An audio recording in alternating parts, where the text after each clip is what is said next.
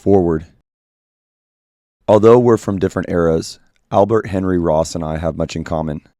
We are both writers. Ross, who as a child attended Shakespeare's old grammar school at Stratford-on-Avon, was a prolific author who wrote under the pen name Frank Morris. Both of us were greatly fascinated by the law.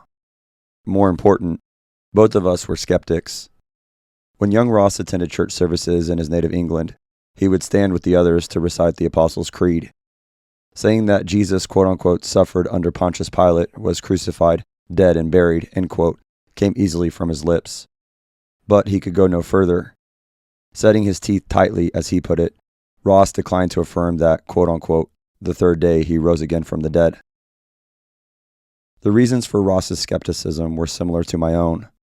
Born in 1881, Ross grew up in an age of scientific rationalism. Certainly the idea of Jesus' miraculous resurrection must come from primitive mythology, he concluded, because returning from the dead would violate the laws of nature. For me, it was a scientific theory of evolution that chased away my faith, because I reasoned if evolution explained the origin and development of life, then God was simply out of a job. Ross's skepticism was further fueled by German theologians who dissected the Gospels and decided that the narratives of Jesus' life are largely unreliable. Mine was fueled through taking a course on the historical Jesus from a liberal professor when I was an impressionable freshman at a state university. But if that were all Ross and I held in common, I wouldn't be writing this foreword. The most significant overlap in our experiences is that we both became spiritual seekers. For Ross, the process began as he thoroughly investigated the last 7 days of Jesus' life for a short monograph he planned to write. The more he probed the historical record, and the more he let his conclusions take him unhindered to where the evidence pointed, the more he became stunned by his findings. The outcome proved to be quite different from what he had anticipated.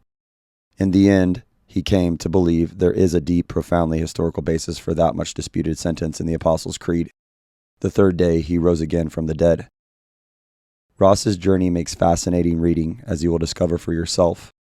His findings, published under the title, Who Moved the Stone, were made public in 1930 and quickly became a powerful testimony to the evidence for the resurrection of Jesus.